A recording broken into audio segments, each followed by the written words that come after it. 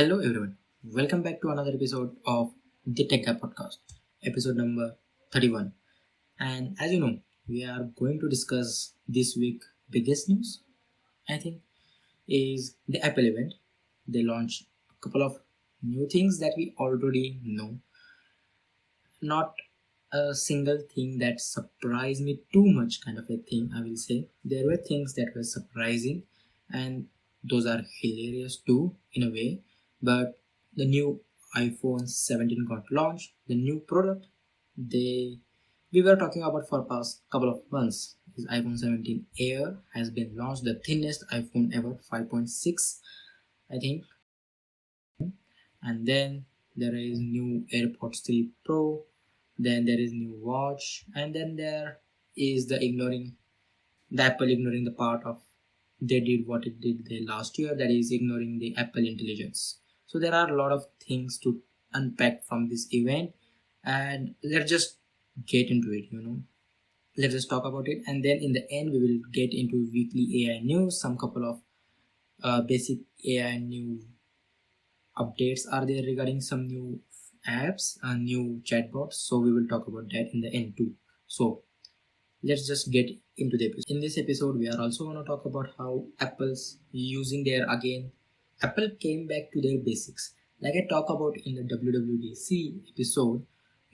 Apple, my first couple of minutes I just talk about how Apple came back to their basics rather than not promising heavily stuff like what they did in the last year. And this year again with the iPhone event launch, they came back to their basics, what they are doing for the past, I think, decade. What is it? Launch a new iPhone, give couple of new features which they perfected it themselves, even though that feature has came out for a couple of years. Now center stage, or you can say the new dual capture, which is there on Samsung on for like past couple of years now, but they have launched it now, like features like Pro Motion. We are going to talk about that. So it's a classic Apple move. They are doing it for years now, and they did it again this year, and going back to their classic marketing strategy, and they did not talk about even a bit about Apple intelligence in this, and they know it why, and we also know it why. We will talk in depth about that in this episode too. So let's just get into it, and we will go in the order how they got us into the event too. So we will talk about first Tim Cook's monologue, like you can say the introduction he does every year, and one of the basic things he talks about at the start of the event was the design aspect. He heavily basically talked about the design aspects of the new iPhones, and it was obvious because after a couple of years now having the same square shape, you can say, trio of basically cameras, we are getting something new. There is something new called, they are calling it a plateau, but it's a new design for iPhone for in years now, because they are doing it since, I will say, iPhone 12 or 11, I think iPhone 11. So you can see that how they were heavily focused on this year the design aspect of all. It started with WWDC, where they the liquid glass, because it majorly changes how iPhone designs look. I think from iPhone 8 or 7, you know. So it this year iPhone is heavily investing in the marketing strategy called the design, and they are doing it. Like they are definitely changing a lot of iPhone aspects in terms of design. And a lot of people, when it comes to design, like I said, people gets divided. Majority of the people like it, but there are some people who don't like it, and there are some people who strongly likes it. But majority of the average people, most of the people, you know at like thinks it's a good design, I feel like, because I don't think Apple even Samsung for that, I will say, in the same category. They try their whole lot to make an average design. There are so many companies out there. I think the thing is the prime example of doing radical, like insane designs, where you can find polarizing, you can say, opinions. there is one end that is totally likes the design, and there is another end who totally hates the design. The people on the majority of the average are below in that category. Like people averaging when it comes to nothing phone designs are really low, but when it comes to iPhones, when it comes to Samsungs, or even I will say Pixel, where they are doing really well with the designs for consistently making a proper design and making sure people in that mind that keeping that design same. Like did for like past 5 6 years, what Pixel did with their own, I will say, bar. you know they started with Pixel 6 and they have kept that same kind of a design language till Pixel 10 this year launch. So you can see even Samsung did their whole design language started with S20, S21, S22. Like S21 Ultra was kind of a peak with the design for the people. A lot of people, like I personally like it with the color combination, everything was perfect with that phone. So that is what I think Apple is did for a couple of past years and will do with this design. I don't think Apple will change this design drastically in next couple coming of years, because it's a classic proven strategy that works well. I know this is kind of an people gets bored. A lot of people want new design, but I think on average majority of the people just wants a good phone with slight design changes, because most of the people don't change every year. They change 1 year gap or in a 2 year phone. So they try to make the average people who use on phones day to day, the market is large for them. Nowadays iPhone is not just kind of an heavy, like a lot of people are using heavy phones right now, like they are going for it. So I think that kind of an, I think, gets why design kind of an aspect they talk a lot at the start of the event. Now let's get into the, I will say, they talked about first, I think, Airpods 3 did not have, like, in terms of design, I will say they are keeping it safe, keeping it really simple as every year they do. Same white color, same white, I will say, same like even in terms of they are not doing kind of a huge design hardware change in terms of physical change towards it. Because I think those are one of the most perfect headphones, I will say, to use. A lot of people use it for their regular daily use, meetings, even workout sessions, and that's the reason why I double down on that this year with the AirPods new updates. So let's get into it. One of the major features that talked in the AirPods 3 was live translation. Live translation is simple. It's basically do a live translation whenever you are talking one to one with another person in a different language. Now, the example they shows and the types of situations they show are one of the most basic what people want. Majority of the live translation should be doing. I think last year Google got into it with their Pixel Buds. This year they double down too, and now here we have, and I think Samsung with their new sets of headphone, like Samsung did a revamp, like kind of a change for their whole earbuds this year too, with the design change, which a lot of people like, not like, but they also got into live translation too. So live translation is kind of getting a lot of kind of an I will say attention, because of how the AI is getting better and better doing live translation. So I think doing that seamlessly is important, and what Apple has shown us couple of examples, like live translations from one ear to another ear, like holding, putting one earpiece and another earpiece to another person, live translating. That is, I think, people will think that is good.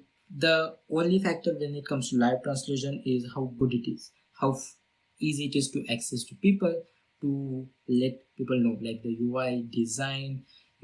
That is kind of an will be going to see from reviews that people are going to put out. So that's there. But the best thing, I think, for me besides live translation was the heart sensing sensor, like the heart rate sensing sensor that they put on this year. So there are two sensors just near your earbud where you put your AirPods, which with due to lights can sense your heart rate and other pulses too. The reason I said this is one of my favorite feature because they are doubling down what AirPods is being used for a couple of years and majority of the headphones. I think we will see too much of an health related kind of an like inbuilt in the headphones in future too much.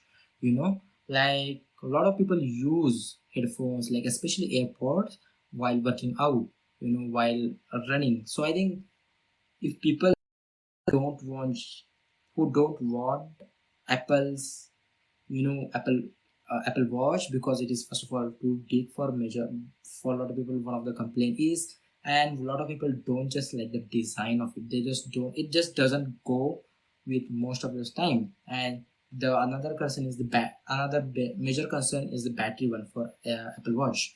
You know, and the ultra one is just too big and it just seems too bold to wear everywhere and to get it everywhere. So I think where now AirPods, where people take it everywhere, I think making it an heart sensing device, kind of an combining watch feature to AirPod, where people were already using AirPods for that. And I think people who want the numbers, wants those sensors, want those kind of an to see whatever the numbers are on the screen without even watching, without ever like taking the watch everywhere. I think it's a good implementation. And for I'm much more interested in what is happening or what will be happening with AirPods in Google Buds. Google also basically talk about couple of new features regarding their AirPods too, like their Google Buds they talked about too. So yeah, the heart rate sensing, I like that feature. And I hope we get more features, including more features in the AirPods regarding these sensors, where we don't have to wear watch. And I think it's a good strategy and what other companies are going to, like people who want to use AirPods and don't want to use watch just for the sensing. And because watch can get uncomfortable, because a lot of people can get allergic to it, due to the band, the sweatiness, they don't like it. So I think AirPods can be a with heart rate sensing can be a good move. And I think a lot of people will use it, even I will use it in future. So I'm just curious what in further we can get with the AirPods Max. AirPods Max are much more bigger and a lot of people will use it. I'm much more want AirPods Max lightweight version, because AirPods Max, which are big enough, aluminum, and are kind of an heavy. I don't know how many people use it for workout, but I do see a future where they will be implementing lot of health related, like lot of sensors in headphones too, so you don't have to wear watch to to sense heart rate, a lot of other kind of sensors that are already available on your watch. So I think that is going to be double down, and that is what I was excited about when they talked about in this event. Let's talk about the new iPhone 17 series. So we have gotten this time four models. iPhone 17, the base model, which comes at 256, is the base model now, which is really good. iPhone 17 Air, the new model that they launched. iPhone 17 Air. After that, I think iPhone 17 Pro and iPhone 17 Pro Max. So we have gotten four this time model of the 17 series. Getting again a good and a bad deal. We will talk about that. First of all, according to my predictions, yeah, they did not add a new button, which is again good, because they have past 2 years they have been adding, like they added the action button in 15. They added and removing the silent button, basically the slider. And the last year they added the camera control, which is again I'm surprised. A lot of people on the Twitter, also on internet, majority of the talking point also was that they did not double down on the camera control sensors. So basically, last year when they launched the camera control, they talked so highly about it. People are going to use it as kind of a pro feature because it was available. So and but they did not even use it. They did not talk about it much. And I think one of the things is simple as that is because I think the reason why the action button was so much used, because the first, it was customizable, so people can do whatever they want with it. If people still wants the customize the action button to do the same thing what it was before, that is the silent one, they can choose that. If people don't want that, they can just customize it their own will. Like personally me, my majority of the phone is on the silent mode, and so it does not, I don't need that slider. So I was like happy when the action button came and there were too much things to customize. So the only thing I have customized there is my flashlight. So I don't have to go always whenever the light is gone, or whenever I need the flashlight to go and check the to go inside my phone to on turn on the flight. I can just click that button and hold it for a couple of seconds and the flashlight is on. A lot of people have a lot of things to customize there. So when the camera control was launched last year, it was only for the camera control. If they have given too much kind of a control over it in terms of customization, we might have seen kind of an, I will say, a new direction it might have taken, but it did not. And they did not talk about much this year in the event too. And the second thing I'm going to talk about the camera button is uh, they did not even added the new gestures. Like past 3 years, I think before, like couple of years ago in 2023, I believe, when iPhone first added the gestures for the new Apple Watch series, where they a couple of gestures like this double tap gesture, or a lot of gestures were added, like couple of which were actually really good, but they did not hold. Like this time they did not talk about Apple Watch gestures that much. Same thing, I was like, they will be giving new gestures, to new motions to camera control to give much more customizations to us, but there has been not, like, until and unless they are holding back. I'm looking forward to next year what they are going to do with the camera control, because if they don't double down on camera control and give us more features, I think that camera control will be gone in 1 or 2 years. And if it is gone, it's just there to just test the trial, how it works or not. Because it sometimes feels like that feature was added just to, they do not have any kind of things to do last year. That's why I feel, that's why I said in this year two predictions last episode, if you have watched it, I said it, they are not going to add, first of all, any new button, uh, especially how not a good reception they got for the camera control. So I think camera control was not a big kind of a deal this year too. So my prediction was right. I think no new buttons were added, which is good. We got another new design, which is like, and we knew already the leaks, the new design for the iPhone 17 were already leaks couple of months ago. We know the design, but the color orange, the way everyone is talking about, I think it's classic again Apple strategy. They introduced couple of colors. One color is again bold as ever, and another two color is simple as ever. You can see the orange and another two color which are silver and gray, kind of a bluish, which I have right now on my phone. So in terms of color, it is Apple's classic strategy to do it, to make one, at least one color kind of a bold and talk talk of the town color. A lot of everyone will talk about it. I personally, in term when I saw it on videos and when I saw it on naturally, when there is not lighting, where I just saw it in normal light on a, whenever people hold it in their hands. I personally like that color. Let's see how it goes when it comes to taking a dirt, or like, I don't like colors who who go dirty in couple of months of use, like the white color. That's why most of the people don't, or even companies don't try to. But even the base iPhone colors are good.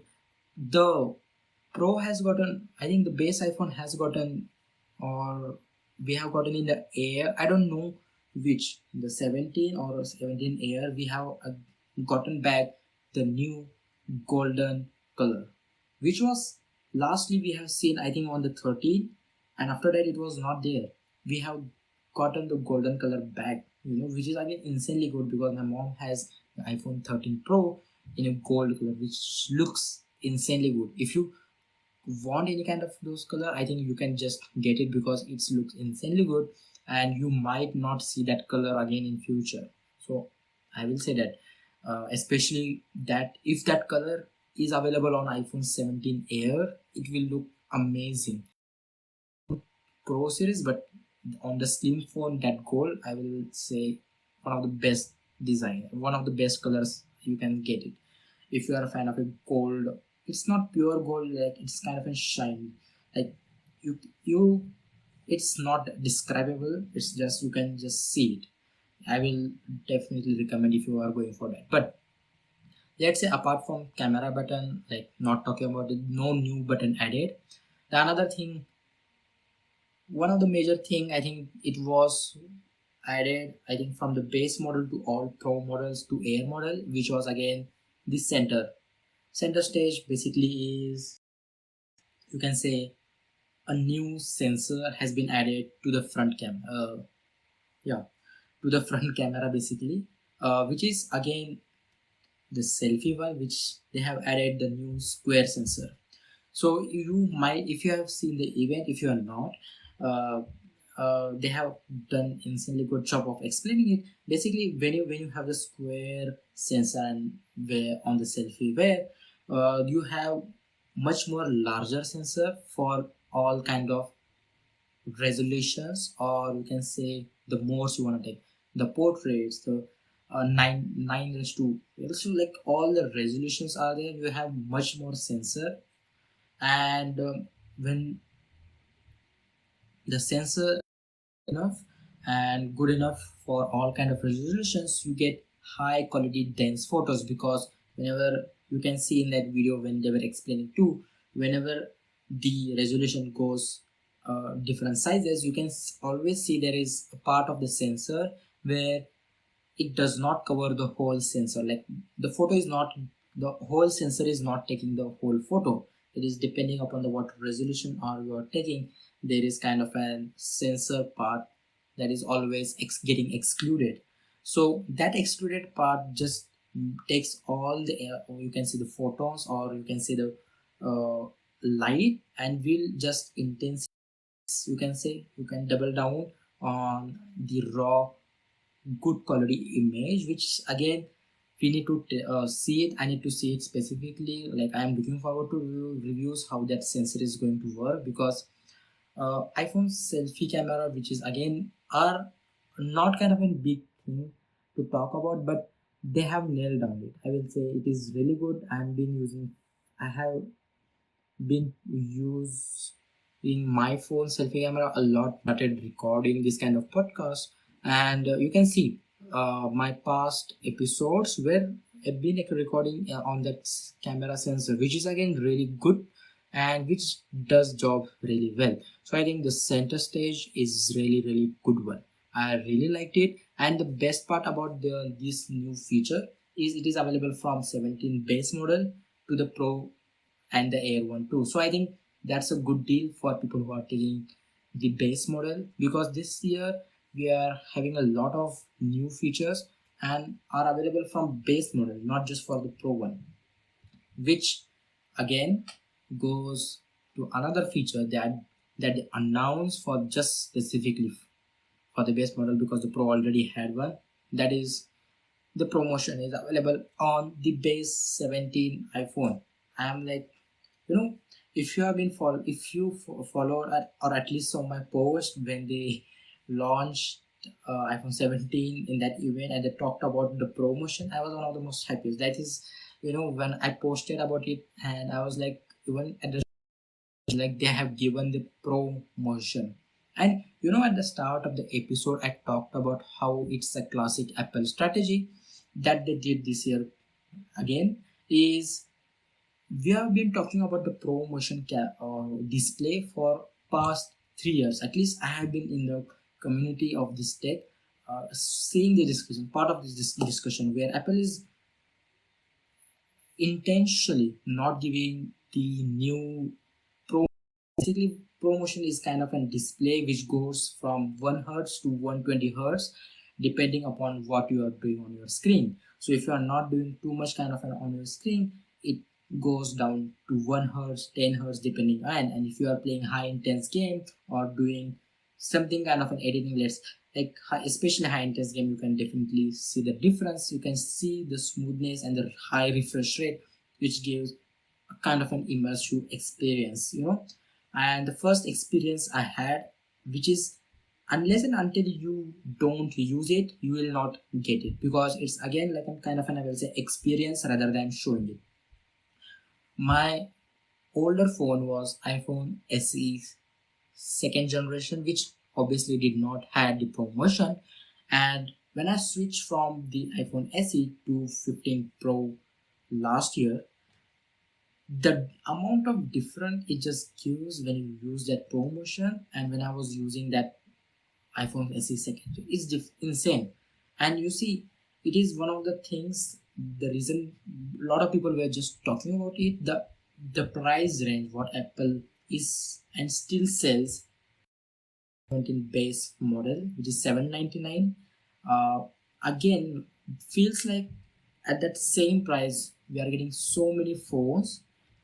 We are getting so many phones from other models which provides promotions, and which is looks unfair on the iPhone 17 whoever people are buying, which at the same price another company like Samsung is giving you the promotion, or even not just Samsung and Google. I'm talking about a lot of companies here in from China like Huawei, uh, Oppo, Vivo, like they do all give promotion. So I think at that price range. So when Apple not giving, I think at first I thought it was okay. They did not give it. They we will get it next year. For 2 years we have been talking about this, but this year we actually got it the promotion at the same price what Apple 17 was, Apple 16 even was last year. So I think you can see how intentional it was from the Apple from start.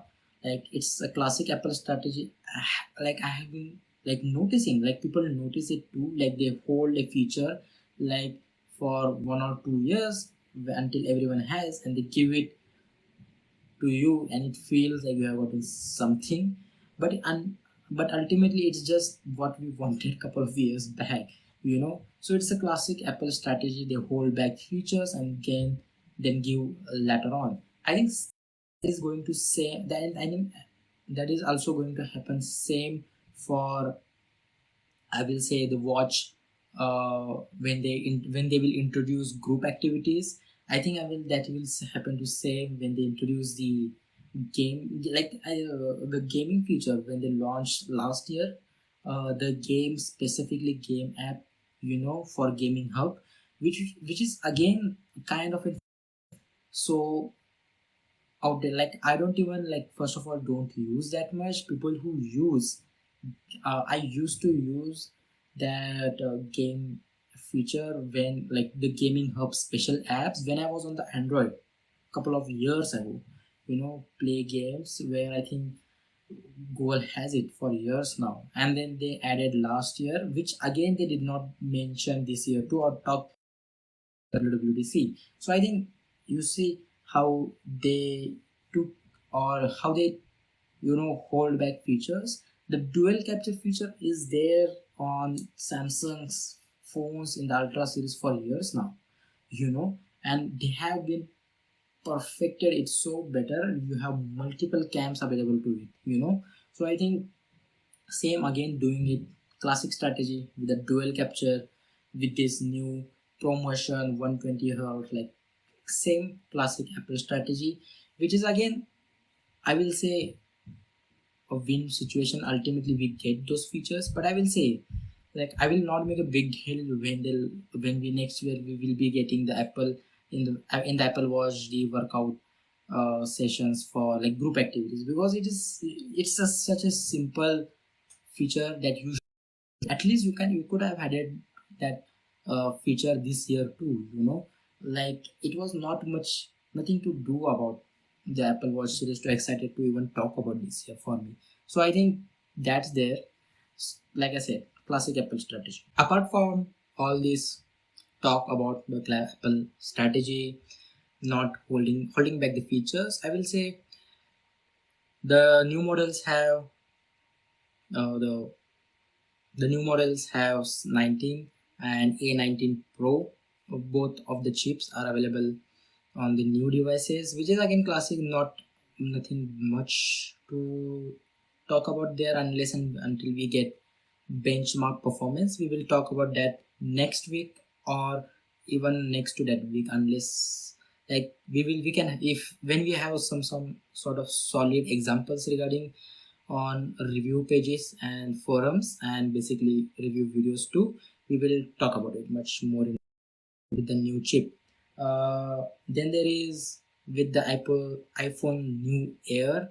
The another thing we need to address is I don't think people should just buy and go how the Air is. I think the reason why I said is how the battery is, and I know that the another side of iPhone Air is not. I don't think most of the people are buying iPhone Air and looking at iPhone Air and it will give you a 2 day battery life. If it gives, that's a win situation, but I don't think so.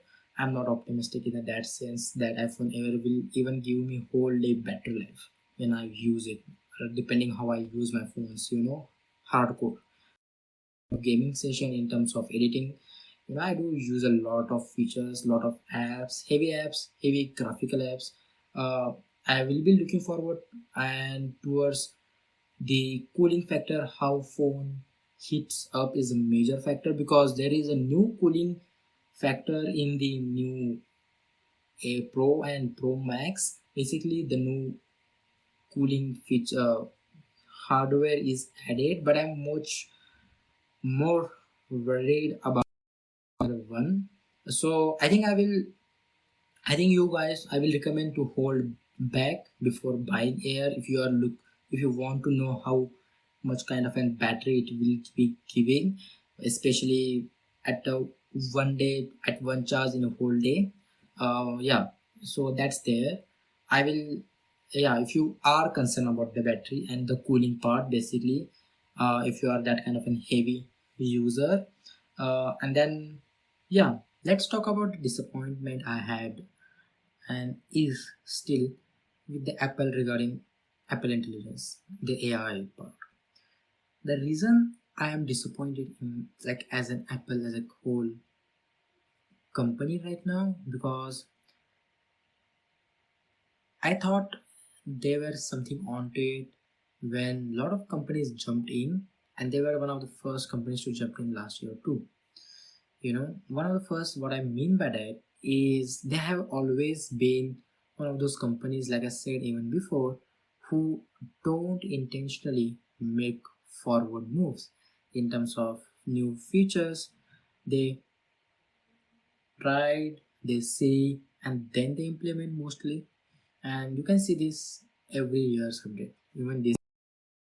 So when Apple didn't talk even a bit about Apple Intelligence in the event, um, now the conclusion is clear. They have a actually big problem regarding that, and the best possible answer is that right now is that Apple is still struggling and will be struggling for till the next year. I think most probably. The reason I'm telling this is because of how Apple responded overall in the event. Now I haven't seen the press conferences or I haven't seen the any kind of new discussions from their own executives, like how Tom's guide is one of the person who does it, like he did it also in the WWDC this year too. So I think that he had an interview with them and we get some answers regarding Apple Intelligence. at least some answers, because we are not getting it right now in India. Now, Apple traditionally has, like I said before, is a classic marketing strategy, and their whole marketing strategy, or even in their products, you can see is Apple do it in their own way, and Apple does is it in the best way possible, and that's what people talk about. Like, Apple always makes a polished product. Apple always makes whatever they are introducing the best. Like how the calculator app, it became such a big meme over the years, and now this year when they dropped it, you know not this year, last year, sorry, when the last year they just dropped the calculator app, people were gone crazy, not because it was just because of basic calculator app. They did their own app, in their own way, so it is kind of a big deal. So you see, it is somewhat of a true, and you can see on their majority of the products that whatever they do their best. Even in Airpods, they have one of the best transparency modes, one of the best noise cancellation modes. The sound quality is actually good. Even in the iPhone, the cameras, the videos are still to this days are insane, even from the older models. So you can just see how Apple's marketing strategy works, and they have been working on. When the last year they talked about Apple Intelligence in the WWDC, and even talked about in the event when they launched iPhone 16, they did a mistake, of launching something on the basis of promise, and they did not cover it. People waited, people talked about it, even I made a video on it, even I talked about it in the podcast, and still to this day a year has been passed and Apple still don't know what they are we still don't know what Apple is going into the trajectory. Now we obviously know they will get into Apple Intelligence. I thought we were getting some concrete evidence, at least in a way, where Apple is going on. Now, from this whole condition, from this whole talk I had, I think the only conclusion that can came is that they are in actual bad position in terms of AI. And what they did, I think, frankly, is the best example I will say is the classic marketing strategy or classic Apple's event. Like they gone back to the basics. Even in the WWDC, they did not promise something overwhelming or something totally different that they can't do. They did event like they used to do it for years, and they still did the same type of event in the iPhone 17's launch. So I think Apple did not take risk, which is again good for the company, good for not promising something that is never coming up. Now they did promise one feature from Apple Watch, that is high notification, something kind of which is again not approved by FDA, which they have said that it has been approved by FDA. So that's there, but you can see the how Apple does it. So I think in future Apple will be behind in terms of AI, in terms of features, whatever they are going to introduce. I think they are going to use the same strategy they are using for years now. The same strategy where they will see what other companies are doing, adapt the best feature according to their ecosystem, and do it better, and not trying to do something where they are first. I don't think even Apple even care of doing like they are the first company to do this, they are first company to do that. So that is the strategy I think Apple is and will be using for future in terms of Apple Intelligence. At least they are holding back, let other companies do whatever they want, let go whatever the insane features they want to introduce in terms of AI. Even Samsung may do it, and they will hold back this year, and in the next year, in the next WWDC, I think hopefully they will announce full-fledged Apple Intelligence features, full-fledged Siri, where they promised last year. I think that is what is going to happen, because again, like I said, this strategy they are going to use. Take two steps back and try to do everything good, not trying to rush anything. A classic Apple strategy where they have been doing it for years, like I said before too. I think this is, I will say my conclusion thoughts regarding the whole events are, we did not get any information or any kind of hints regarding the new Vision Pro. I thought, you know, I do personally think we are going to get again another event, obviously, because I think they will be launching another MacBook Air, new iPad, and I think they will launch the new Vision Pro. I think they can make a separate event too for the Vision Pro, because there is too much gap between this year and the next year WWDC, where I don't think they would do. I don't think they want to be blank space between them. So I think apart from MacBook, which is again, I do think they are working on, and they will launch it in next couple of months. In the month of last year, they did. I think in the month of January, November or December. And the new Vision Pro, I think they are making it for next year, most probably with a banger. Unless and until it is still kind of an, I don't think. I think there are two ways going for Vision Pro. That is, one, make a again another powerful Vision Pro 2 device, which is again improvement from first, try to make it lower price, or make another Vision but a light version of it, like a Vision Pro Lite, not make Vision Pro like a premium version, like I will say affordable version, like $3,500, like $3,500 is not a uh, amount of money not most of the people want to give to a device that which has an adaptable to a lot of things too. So yeah, that's there is going to be that we will get another event. I was waiting for MacBook because I want to get it to a new MacBook One, but let's see what happens. The new iPad we can definitely see, and as there are speculations too, as iPhone is like Apple is working on the, like you can see the thinner phones, 5.9, 5.6. I think we can definitely say in year 1 or 2, uh, we can definitely get the Apple foldables. I think they are definitely working on it. That is one of the most big markets that people are loving it. I do want to get one of my for myself a foldable ones, like the not flip foldable. I will say the tab version of it, like a bigger phone, because that is where one of the most interesting that things like one in two device. I think flip phones are kind of an, I will say, uh, go to device. I'll do like flips too.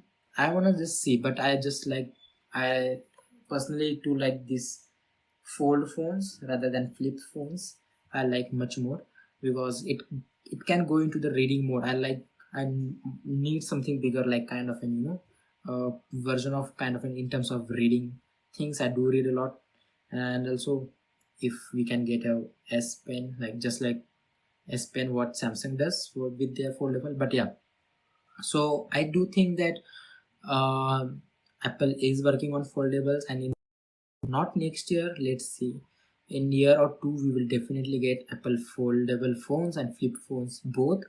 And I think Apple Air, the my future predictions regarding Apple Air is that it is going one or two way. One is it can be the mini version. So basically what happened with iPhone minis, basically nobody just bought it, nobody liked it, but there were different reasons people to not like mini. It was is first of all is small displays, even though mini was kind of an, even the iPhone SE models were smaller, people didn't want a smaller model, people wanted a cheaper model than the 17 base. And I hope that, I know that iPhone Air is not that, but I think if people who want a different kind of giving them a design factor in terms of how feel is, look is, I do feel people will buy Air. But if they don't double down in terms of, like, if there is no long-term plan, just like what they did with the mini series, and I don't think even they care. Like even if they had, like, say long-term plan with the Air, I hope they they will just like trash it, just like what they did with the mini, just like what they did with the SE series.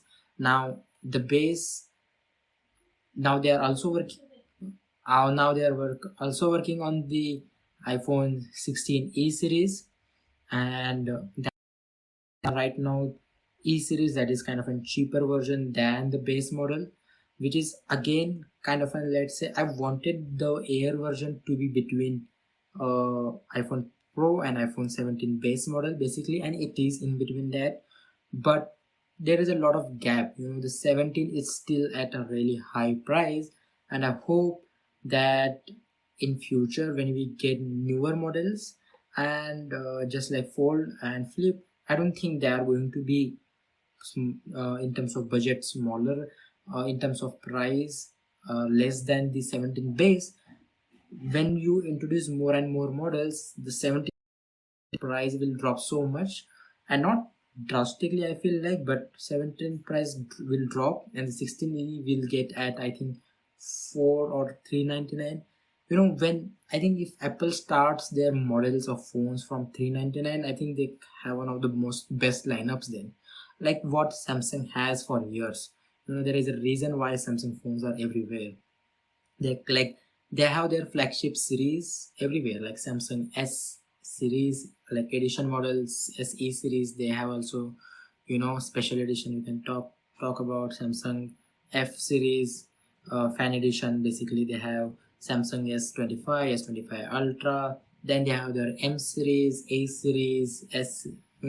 So has one of the best lineups in the industry too, for years now, not just now. So I think if Apple comes into that category, where I feel like the 16e is the cheapest, then the 16, basically the E model of the versions are the cheapest, then the base model, then the Air, then I will say the foldable ones, basically the flip phone, then I will say the Pro, and the last one will be the most, I will say the expensive, that is the Fold, which Samsung also has. So I think Apple is working. I think that is the lineup what Apple will be working on for now for 1 or 2 years. Considering Air, depending upon people perceive it or people like it or not, I will definitely say Air is one of the phones that people will look and in terms of feel will buy it, because it has a bigger display. People love bigger display rather than small. I have seen it. The audience for small mini phones was already not kind of big. People don't. It's not that people hate it. The thing is sometimes having bigger displays kind of helps in terms of interacting with the phone. So I think iPhone Air will work out for them for a majority part, better than I will say the mini series and SE series. Now the Air will last longer, I don't know, because we need to see the reviews. At least like next couple of months are crucial for it, and if Air works, I think they will keep the Air upgrading every year until and unless the new flips and foldable comes, which is again not far away. I think thinking that they are making smaller and smaller phones with the Air, we have seen why what they can do. So I think we can get much more bigger updates in next 2 years from Apple side in terms of Apple Intelligence, obviously, which they have tried to ignore and which they have tried to stay kind of an two steps behind of everyone, which is not a bad position, because they don't want to be in the position what they were in the last year, promise something and not deliver, and that is bad for the company and bad for the reputation of the company. They don't want to repeat that same mistake, and I'm glad they did it. But I was hoping for it to be this year to be their year of AI, at least promise and deliver the things they at least promised last year, but they did not. But at least let's see what happens next year. Next year I'm predicting most probably we will get Apple Intelligence that they have promised last year in 2024. We will get in 2026. We will get, I think, the new upgrade version of Air, and we can get the new Vision Pro next year or the Fold. I think I don't know about Fold because Fold is kind of a too big of a leap. We can also can get the new uh, Fold will be 2027 most probably, I will say. Next year I think we will get the new Pro models, and because they have other models to explore, because there is not much of a big upgrade in terms of Apple Airpods Max, even in Apple Watches. So I hope in future, like in next year, we get those updates. They don't miss out, and let's see, because there are other product line too from Apple side, that is like I said, MacBook Air, MacBooks. Then there are iPad. Then there is screen IMAX, they call it. Then yeah, these are some of the they need to much more talk about in future. We will see. I think we will get one couple of event in next 2 or 3 months from now, when the sales and the events are toned down, and then we will get another event just before the Samsung one. I think we will get it in December, as far as I can predict. I'm not saying it will happen. So that's there. So I think that's are my overall thoughts regarding the Apple new event. You know, like I said, concluding everything is, I think I'm good. I am happy that they are going at the basics and giving us powerful cameras, powerful displays, like the solid phone what we need, and not promising or promising everything. You know. So let's see what happens in next couple of months. I'm excited for next year. I hope I get to try a couple of new phones.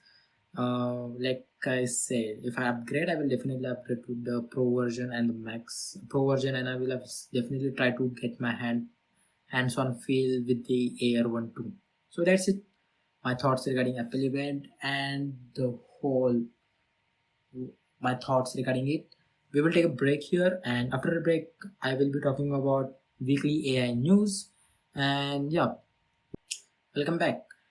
Let's talk about some basic AI features or AI updates that had been for past 2 weeks, and we didn't even did the AI updates for last podcast too, and in before podcast, I think we talked about most probably only Google events. So for past 2 weeks we haven't been doing that, and I wanted to bring the weekly AI news, which is small updates and something regarding AI companies that is happening. So yeah, so in this weekly AI news section, we have three news from three AI companies. That is from one is from OpenAI regarding ChatGPT. Some new updates are there. Then there is Anthropic, and then there is Grok. So in OpenAI, in ChatGPT, now you can have branch threads. Basically, branch you can call branch chat is something you can do in mid conversation. So basically, if you are having a conversation about in a chat GPT about something in a one thread, there is an option when you click those three dots near your prompt. Whenever you type a prompt, you can just select branch new chat or branch new thread, where you can see there in that same thread the new branch will start. So basically, without even losing a progress in a same thread, you can have multiple types of conversation rather than having one type or even losing all the chats from before. Basically, it helps when you having long conversations, brainstorming sessions, let's say, or even most importantly, when you are having back and forth, where you are asking it from different level of questions. It helps me in terms of coding, where I ask multiple different types of questions. It helps me in terms of, so if you do those kind of long conversations with ChatGPT, check out the branch new chat conversation, which helps, I will say, definitely in keeping all the track of every conversation you are having in just one thread, which is actually good. Now you can upload up to 5 GB of files, so 5 gigs of files you can upload up to in free version of ChatGPT. So if you want to feed it to give answers from the files I have uploaded towards it, or if you have created something, kind of an a new ChatGPT, where your own GPT, where your own files you have fed it to it, and you can just have conversation regarding what is in just that those files and PDFs. So basically, it has kind of an ideas regarding it. It can be your company's, it can be your own. It can help you in a lot of stuff with that. So 5 gigs, I think, is a lot of more for free version. If you are a pro version, obviously you will get 25 and 50 and much more. Now that's there. OpenAI has also acquired StatGigs. Yeah, see, OpenAI has acquired that new company called StatSig. Basically, it's a product management company. Basically, it develops software, basically apps, or you can say kind of a studio version for deployments and managing the websites, the apps, whatever you deploy or upload to basically app store and here and there. Basically, whenever it's like a YouTube studio for your own, or the most probably you can say the soft managing the overall updates. If you want to updates just if you want to give updates to certain people, like only 1,000 people in your downloads on your website, those kind of regarding managing the websites, seeing the traffic. Most of those can be managed through StatGigs software. So StatGigs is, like I said, development company, and now OpenAI has acquired them. So I think looking into it, the future of the definitely the other side of it, I think the beneficial factor for OpenAI is that the whole team will come and work with them, and now they can create their own codex. So basically, software like codex, now all companies are making their own software, AI engineer, AI agents, and even OpenAI is making that. But getting a team who is already work on those kind of stuff where management stuff can be done by AI, I think for future implementation we can see much more software regarding coding and regarding project management or product management. You can see it is much more regularly used by the PMs, basically the project managements, for managing the projects, managing the overall website and apps. So we can much more see in future regarding that stuff from OpenAI. There are some updates from Grok and Anthropic. So we will talk about Grok. Now, in Grok, you can preview through PDF. So basically, whenever you create a PDF through Grok or upload a PDF, you can preview that PDF in Grok and ask questions from Grok also. So basically, in PDF, there is you can say whenever you upload a PDF or whenever you open a PDF in Grok, you can browse through PDF and just ask the questions there only by highlighting stuff. So basically, whenever there are a couple of lines you don't understand, couple of concepts in the PDF you don't understand or want to understand what it is, you can just highlight it as you do on regular PDF and just ask the Grok what you want to ask it. That's there. Now Anthropic, the free version, is getting in where Anthropic now can create and edit files, PDFs, can convert them into directly PDFs, can create Excel files, spreadsheets, documents, everything. So if you are a Claude user or you haven't used Claude, these kind of features are also available there.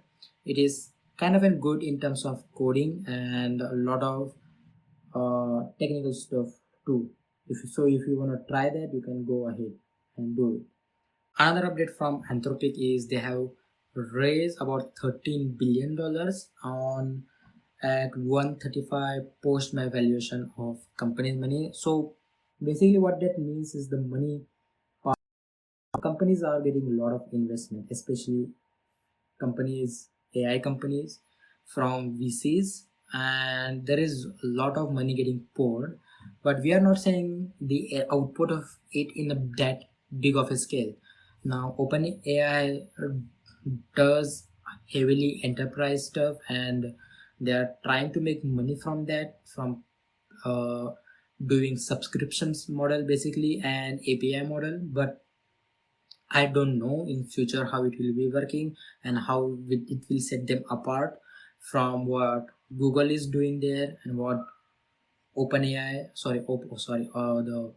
Grok is doing with Elon Musk. Basically, he is pouring insane amount of money there too, and OpenAI is just in the part of middle because Microsoft don't want to lose OpenAI too, or do want OpenAI to be for profit. It can be like, because it's still in a transition state to become a for-profit company, and there is a lot of going on there too, that we will talk in the future when it happens, or it will happen. We will definitely talk about it because there are a lot of stuff happening there, because also Microsoft have their own Copilot really well with the help of OpenAI.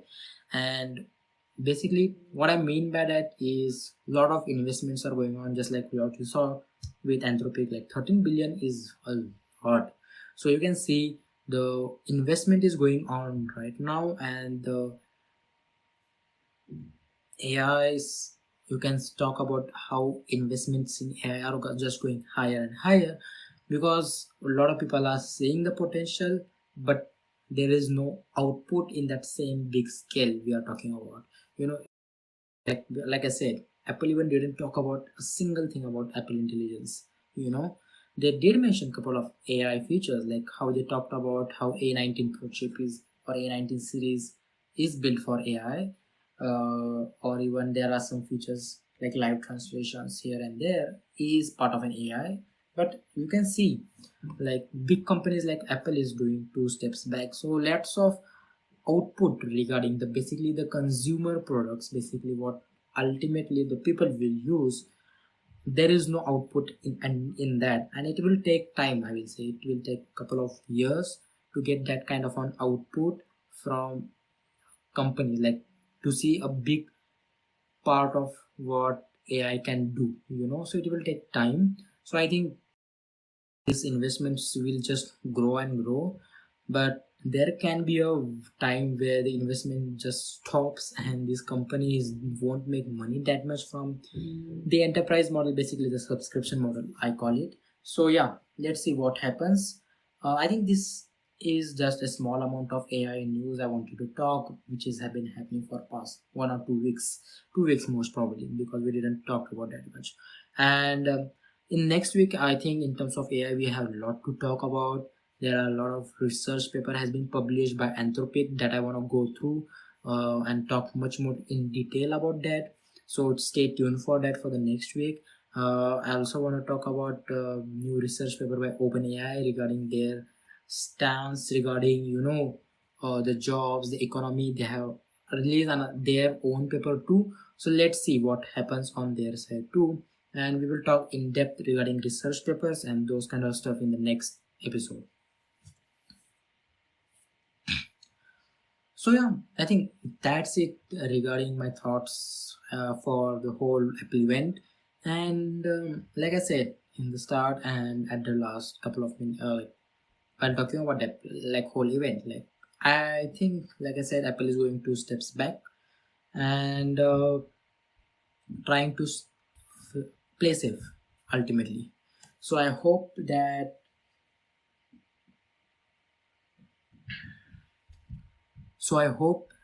Apple makes some statements regarding Apple Intelligence now.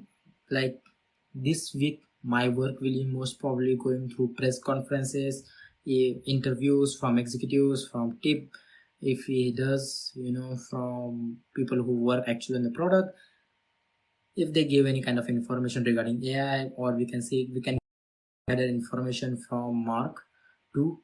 So yeah, Mark Gurman. So let's see what happens this week is crucial for that. And if I get any information regarding Apple Intelligence and what Apple's future plans is, we will talk about it. We will talk about in the next episode. So yeah, that's it.